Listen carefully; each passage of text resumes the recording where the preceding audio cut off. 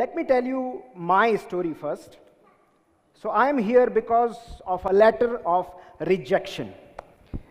I was a very brilliant student throughout the academic career.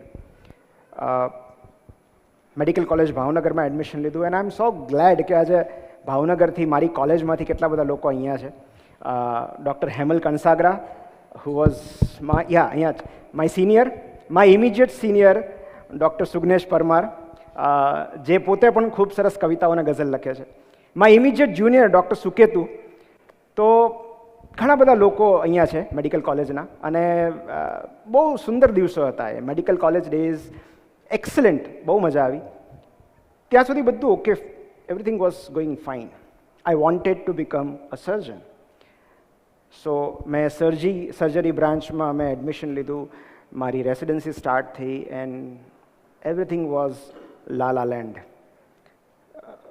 ત્યારે 3 unit હતા અને 2 જ રેસિડન્ટ હતા. સો અમારે ત્રીજા યુનિટની રેસિડન્સી પણ કરવી પડતી, પણ ઘણું બધું કામ મળતું, હેન્ડ્સ ઓન ઘણું બધું મળતું. So I thought it is okay.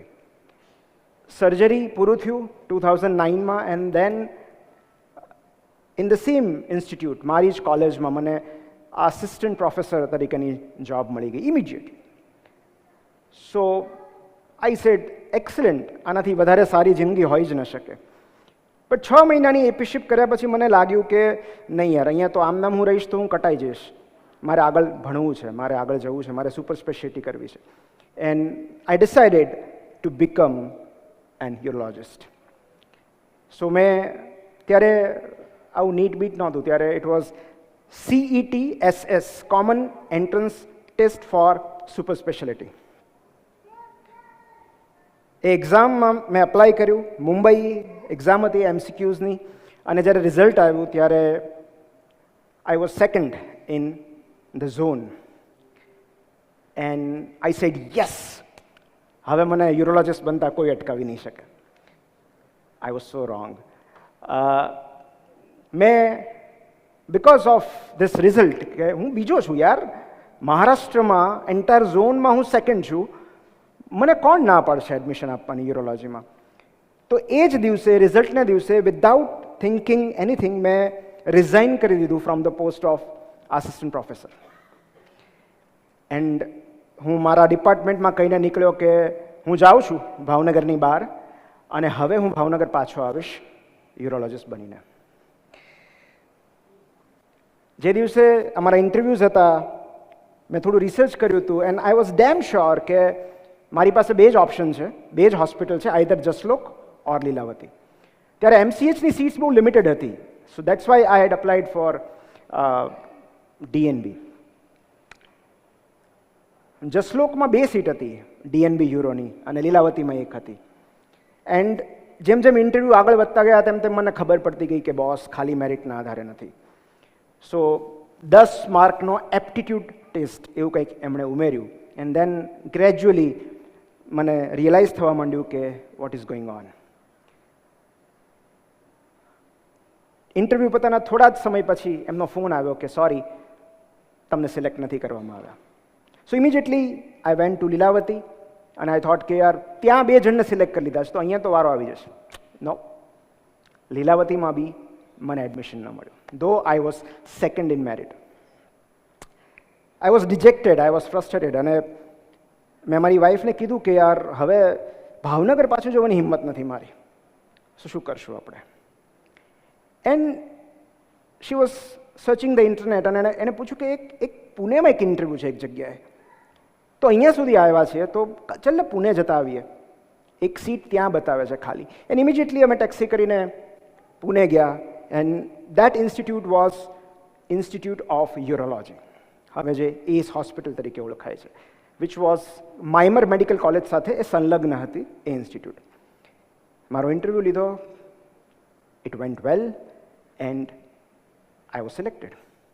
એમણે કીધું કે તમે આવતીકાલથી તમારી ટ્રેનિંગ શરૂ કરી દો DNB યુરોની, એન્ડ દેટ્સ ઇટ. મતલબ it was like a dream coming true.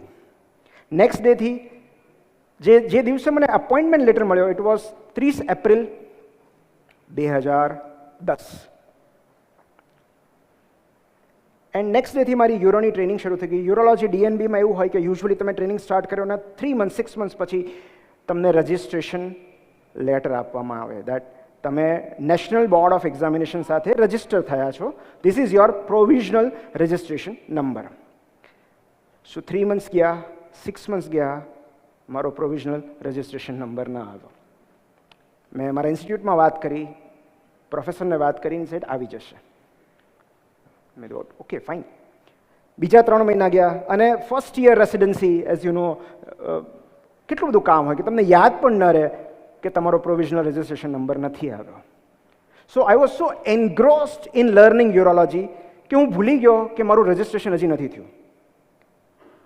Almost after 9 months મેં થોડું ગંભીર થઈને સરને કીધું કે sir please look into the matter, હજી સુધી મારો પ્રોવિઝનલ રજિસ્ટ્રેશન નંબર નથી આવ્યો. And suddenly he said that there is a reason.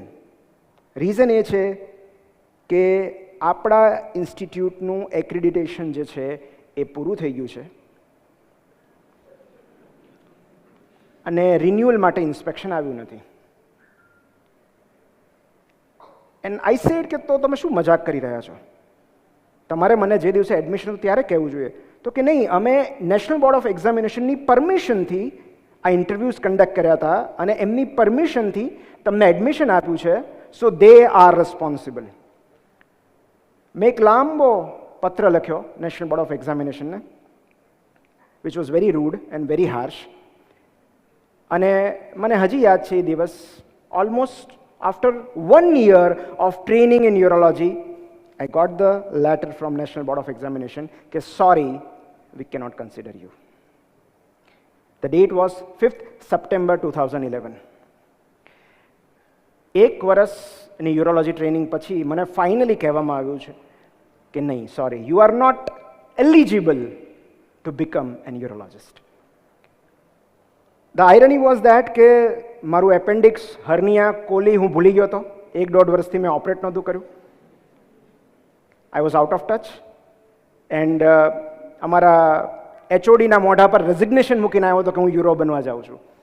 અને જે TURP, URS, PCNL મને આવડી ગયું હતું એ ડિગ્રી માન્ય નહોતી.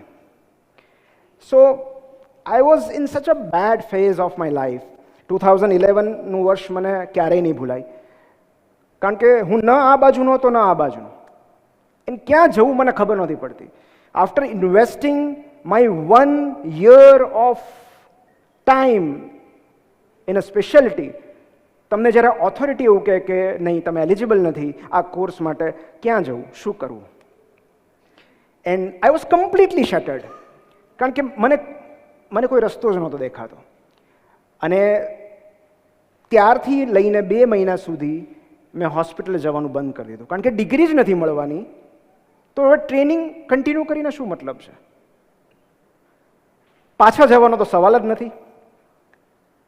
સો practically I was jobless, educationless, શિક્ષિત બેરોજગાર. પણ એ 2 મહિનામાં something magical happened. I started writing. Because મને એવું લાગ્યું કે આ એક જ એવી પ્રવૃત્તિ છે જે મારા સૂતેલા સ્વમાનને બેઠું કરી શકે છે, જે મને થોડી રાહત આપે છે, જે લખીને, જે કરીને મને સારું લાગે છે. સો I started writing about so many things. મારા ફ્રસ્ટ્રેશન, મેં કેટલા પત્રો લખ્યા ત્યારે, અને કેટલાક તો પોલિટિકલ લીડર્સને લખ્યા. રાહુલ ગાંધીને લખેલો પત્ર ભલે કામમાં કશો જ નથી આવ્યો, મેલ કર્યો તો મેં હજી સુધી મેં સાચવીને રાખ્યો છે. Ghulam Nabi Azad, because he was the health minister at that time, મેં એમને પત્રો લખ્યા છે. એમનો જવાબ પણ આવ્યો હતો. પણ કેટલાક પોલિટિકલ લીડર્સે જે મને જવાબો આપ્યા, I was really very much disappointed કે is this my education? This cannot be my identity. Even after studying for 10 long years after passing 12th, જો મારું ભવિષ્ય આ હોય તો મને વિશ્વાસ નથી આ એજ્યુકેશન સિસ્ટમમાં. I do not accept this profession as my identity. મારી આઈડેન્ટિટી એટલી તકલાદી ન હોઈ શકે.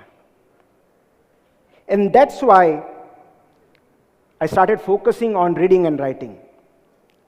એ 2 મહિનામાં મેં ખૂબ બધું લખ્યું. કારણ કે મારી પાસે કરવા જેવું બીજું કશું જ કામ નહોતું ત્યારે.